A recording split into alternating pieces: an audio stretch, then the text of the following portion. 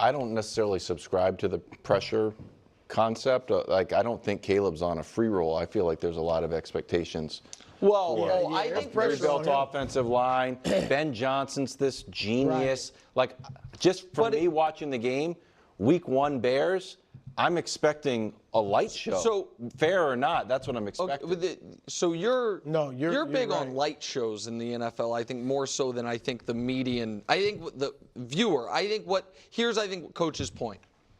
If the Bears and the Commanders both go 10-7, it is a huge. And let's say they go 10-7. You know what? Let me do it differently. They go 9-8 and miss the playoffs by a game. That is a step in the right direction for the Bears and a huge disappointment for Washington. So I think that's kind of, you know what I mean? Chicago goes into the offseason with everybody being optimistic about what the future is, and everybody in Washington is like, what happened to this team? What happened? Okay. That's absolutely true. But Jaden did look, we'll see what he does this year, he looked oblivious to pressure. Like it didn't seem to faze him at all. And Wilds is right. I mean, Caleb's not getting a pass this year. Like I don't think he got a pass last year. I think he was criticized quite a bit. He was, but a lot of the blame, went elsewhere.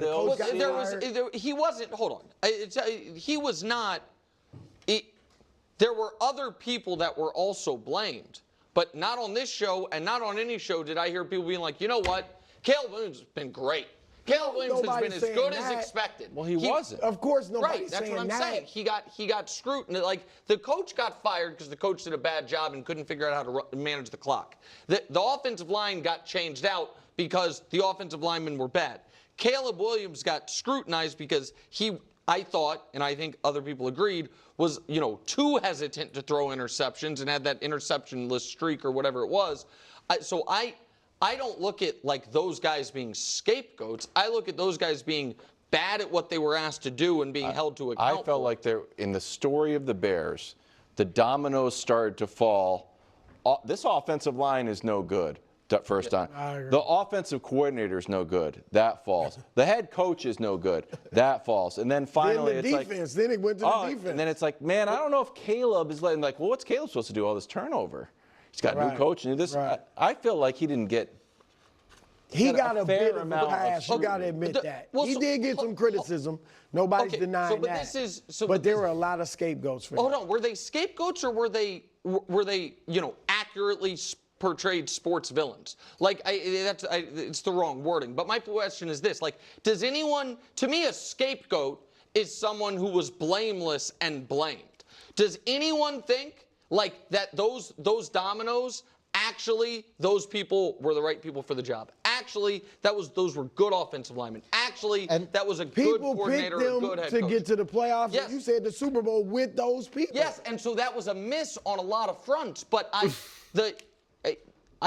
think the reason that I'm truly kind of struggling to would the fair thing have been if the Bears then said we need to find a quarterback just like we need to find a coach? Would that? No. Okay. This is the problem. This is the problem when you don't live in nuance and why and how important it is for nuance. This is where they're struggling, and it's funny because I could see exactly why.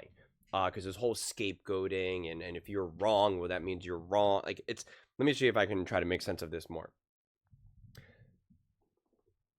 So let's just use Nick Wright as an example. And this is not a dunk on Nick, I promise you, but we're going to use Nick as a reference point because he said the Chicago Bears are going to go to the Super Bowl, right? Now, that obviously ended up being wrong, and the O-line was bad, and the coordinators were bad, etc., etc. And he thought that Caleb was going to be great. He ended up being wrong about that analysis. So, therefore, he was wrong about the O-line, he was wrong about the coaching, and then ended up being wrong about Caleb, and so now he was wrong about the conclusion in terms of, like, what this team could achieve. These things can still be true because people say, well, wait a second. You said that this was going to be great. And it's like, yeah. And I was wrong about that.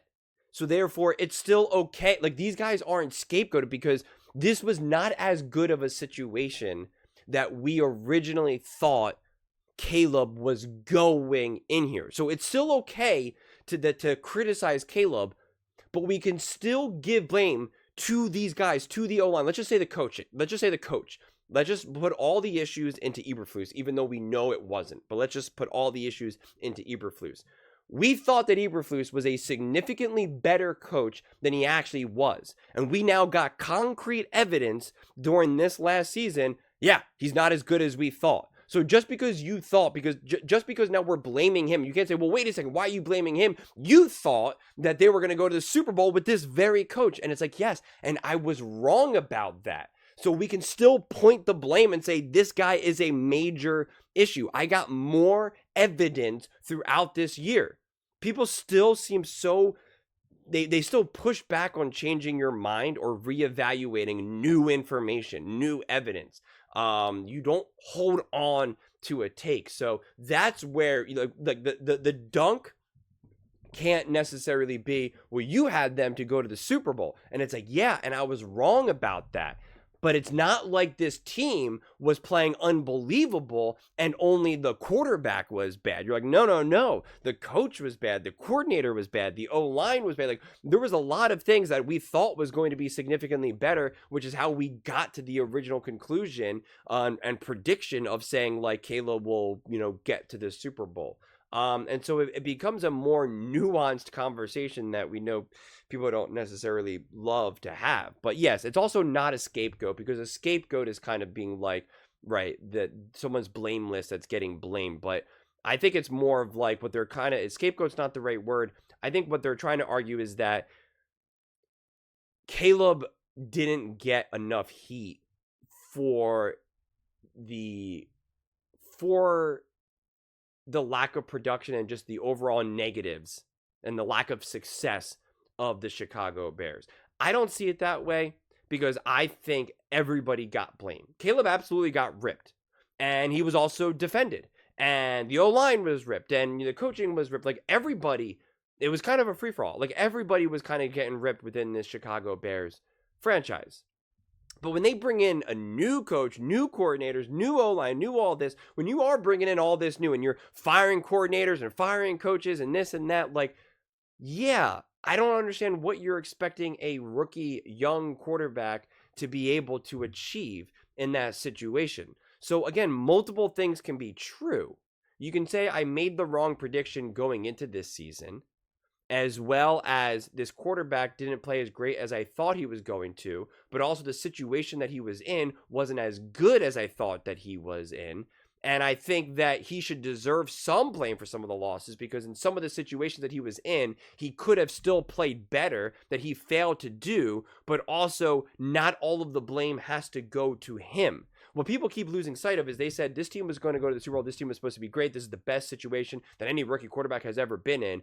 And they failed. And now they just want to say, see, that's all on Caleb. And it's like, but it's not.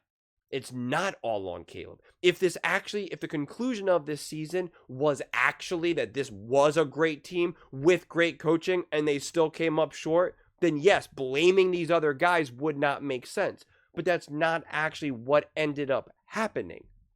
So it just doesn't make sense. So this whole conversation gets so much messier than it needs to be. But that is the problem when you just reach the wrong conclusion essentially before you even get started.